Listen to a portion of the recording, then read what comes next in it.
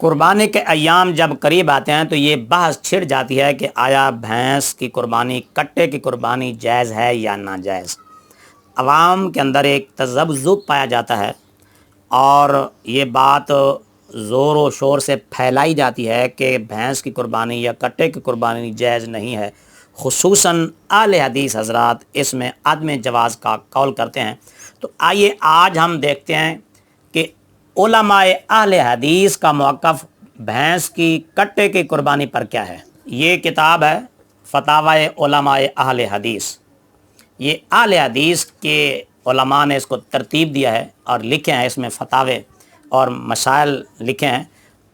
اس کی جلد نمبر ہے 12 اور صفحہ نمبر ہے 71۔ اس صفحہ پر بھینس کی قربانی کے متعلق ایک سوال کیا گیا کہ بھینس یا بھینسا جو مشہور جانور ہے، کیا اس کی قربانی شریعت سے ثابت ہے؟ کتاب و سنت کی روشنی میں اس کی وضاحت فرمائیے۔ تو آگے مولانا صاحب جواب میں لکھتے ہیں کہ یہ جاموس، اس کی جمع جوامیس آتی ہے اور یہ فارسی لفظ ہے، اس کو عربی بنا لیا گیا ہے۔ جس طرح بھیڑ دمبا بکری کی جنس سے ہیں، اسی طرح جاموس بقر یعنی بھینس بھی گائے کی جنس سے ہے۔ فقہ کی کتاب مشہور ہدایہ درسی کتاب ہے، یہ اس میں لکھا ہے کہ یدخل فی البقر الجاموس لأنہ من جنسہ، یعنی قربانی کے بارے میں بھینس گائے کا حکم رکھتی ہے کیونکہ یہ اس کی جنس سے ہے، یعنی بھینس اور گائے کی ایک ہی جنس ہے۔ جب جنس ایک ہے تو ان کی قربانی بھی جس طرح گائے کی جائز ہے، بھینس کی بھی جائز ہے۔ اس کے بعد آگے مزید لکھتے ہیں صفحہ نمبر 73 پر کہ اما الجاموس فمذهب الحنفیۃ وغیرہم جواز التضحیۃ بہ، یعنی مذہب حنفی وغیرہ میں بھینس کی قربانی جائز لکھتے ہیں۔ اور پھر لکھا کہ قالوا لأن الجاموس نوع من البقر ويؤيد ذلك ان الجاموس في الزکاة كالبقرة فيكون في الأضحیۃ أيضا مثله، یعنی فقہائے حنفیہ وغیرہ یہ لکھتے ہیں کہ بھینس گائے کی ایک قسم ہے اور ان کی تائید یہ بات کرتی ہے کہ بھینس زکوٰۃ کے بارے میں گائے کی مثل ہے، تو قربانی میں بھی اس کی مثل ہے۔ میں کہتا ہوں کہ اس پر سب کا اجماع ہے، بھینس حلال ہے، اور بھینس کے حلال ہونے کی دلیل سورہ مائدہ کی یہ آیت ہے احلت لکم بہیمۃ الانعام، تمہارے لیے چار پائے مویشی حلال کیے گئے۔ تفسیر خازن وغیرہ میں سب چار پائے حیوانوں کو جو مویشی ہیں، گھوڑے کی طرح جو سومدار نہیں ہیں اور نہ شکار کرنے والے ہیں، سب کو بہیمۃ الانعام میں شمار کیا ہے۔ تو بھینس بھی بہیمۃ الانعام میں داخل ہے، اس لیے یہ حلال ہے، اور بہیمۃ الانعام کی قربانی نص قرآن سے ثابت ہے۔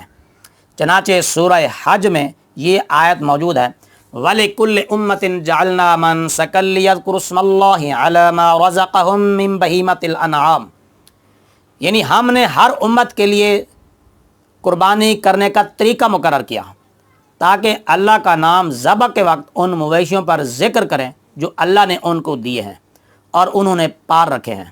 بنا بری بہیمۃ الانعام میں بھینس بھی داخل ہے۔ چنانچہ فتاوی ثنائیہ جلد نمبر 1 صفحہ نمبر 520 میں سوال و جواب یوں مرقوم ہے، درج ہے۔ سوال: بھینس کی حلت کی قرآن و حدیث سے کیا دلیل ہے اور اس کی قربانی بھی ہو سکتی ہے یا نہیں؟ قربانی جائز ہو تو استدلال کیا ہے؟ کیا سرور کائنات صلی اللہ علیہ وآلہ وسلم نے خود اجازت فرمائی یا عمل صحابہ ہے؟ جواب: جہاں حرام چیزوں کی فہرست دی ہے وہاں یہ الفاظ مرقوم ہیں لا اجد فیما اوحی الی محرما علی طاعم یطعمہ الا ان یکون میتۃ او دما مسفوحا، ان چیزوں کے سوا جن چیزوں کی حرمت ثابت نہ ہو وہ حلال ہے، یعنی جن یہ حرام جانوروں کا جہاں ذکر آیا، یہ بھینس کا ذکر ان حرام جانوروں میں نہیں ہے، لہذا وہ حلال ہے۔ اس کے علاوہ عرب کے لوگ بھینس کو باقرہ یعنی گائے میں داخل سمجھتے ہیں۔ مولانا صاحب آگے چل کر فرماتے ہیں کہ میں کہتا ہوں کہ بھینس کو بہیمۃ الانعام میں شمار کرنا یہ قیاس نہیں ہے، بلکہ قرآن کی نص بہیمۃ الانعام کا لفظ عام ہے جس کے لیے کئی افراد ہیں، گائے بکری وغیرہ، تو بھینس بھی بہیمۃ الانعام کا ایک فرد ہے۔ بہیمۃ الانعام کی قربانی منصوص ہے، یعنی قرآن کی نص سے ثابت ہے، تو بھینس کی قربانی بھی نص قرآنی سے ثابت ہو گئی۔ باقی رہی یہ بات کہ سنت رسول یا سنت صحابہ نہیں ہے، تو یہ جواز کو مانے نہیں ہے۔ دیکھیے ریل، جہاز، سائیکل، موٹر کار وغیرہ ان کا وجود عہد نبوی میں نہ تھا، ان کی سواری نہ سنت رسول ہے نہ سنت صحابہ، تاہم یہ سب چیزیں عموم کے تحت آ جاتی ہیں۔ Ulema Islam rail, motor cycle, کار وغیرہ پر سواری کرتے ہیں۔ اسی طرح نماز کی اذان عہد نبوی میں بلند مکان پر دی جاتی تھی اور عہد سلف میں میناروں پر دی جاتی تھی۔ اس وقت لاؤڈ سپیکر نہ تھا، لیکن اب مسجدوں کے اندر لاؤڈ سپیکر نصب ہیں اور اذان مسجد کے اندر کہی جاتی ہے۔